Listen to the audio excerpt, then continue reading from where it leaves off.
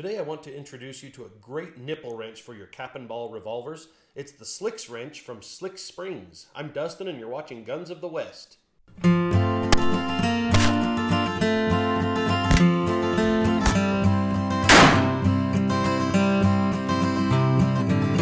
One thing I'm constantly asked is which nipple wrench I would recommend for cap and ball revolvers. There's one that I've been using for a long time that I haven't been too happy with, and I'm not going to drop names on which brand it is, but I'm sure it's one that a lot of you are using too if you have cap and ball revolvers.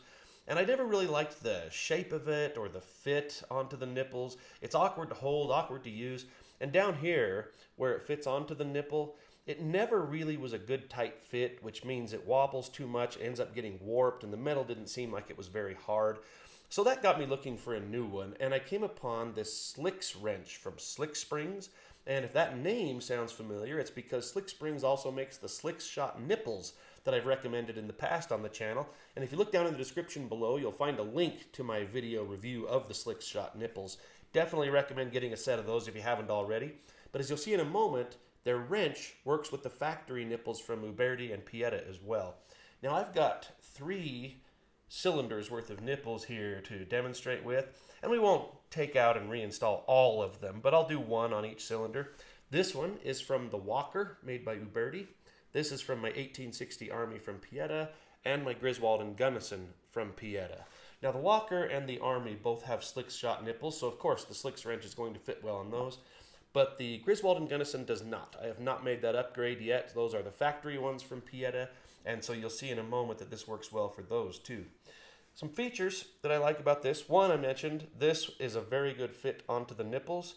I like that it has a little more length. It's just a little bit easier to use. And also, I like what they've done with the top end. Now, I don't know if this was the intent in doing that, but by having this stick up much farther than my old wrench and having that nice round piece, it allows me to, once I get this on the nipple, to just give that a good spin for very quick installation. So let's take a look at how it works. Here are the SliX Shot nipples on the Walker cylinder.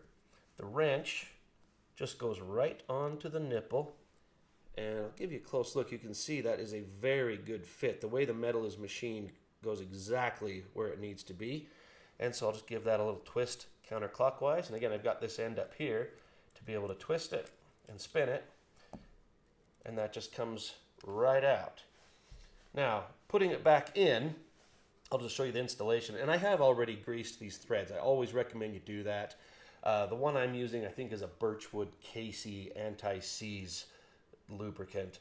Anyway, we'll put this in there, and just a little tip for installing your nipples. Let me set this down while I do this. I'm going to place the wrench onto the nipple, but before I turn clockwise to tighten it, I'm going to turn it counterclockwise just until I hear a faint click. Right there. I don't know if you heard that, but what that click is, that's the sound of the threads dropping perfectly down into the threads of the chambers. So now I know when I turn clockwise, I'm not going to cross thread them. They're going to fit perfectly, and I just spin that right down. Now that it's down and meeting resistance, I'm going to tighten it. And the way I tighten these, you don't want to over tighten them.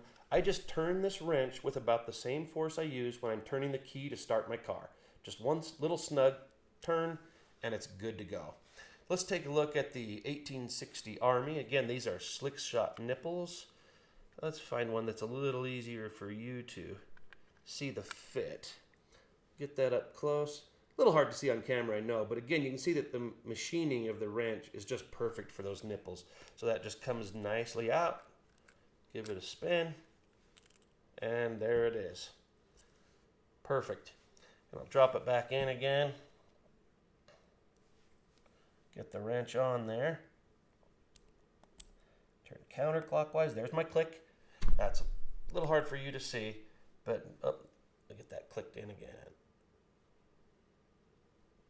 There we go, and I'll turn it clockwise. Meets resistance. Turn like I'm starting a car. Good to go. Now finally, the Griswold and Gunnison, and these are original Pieta nipples, and so you might worry if you have those that the SliX wrench won't fit, but it absolutely will. Goes right onto that nipple, backs it right out,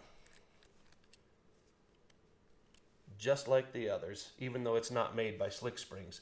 And to put it back in again, let's get the wrench onto the nipple.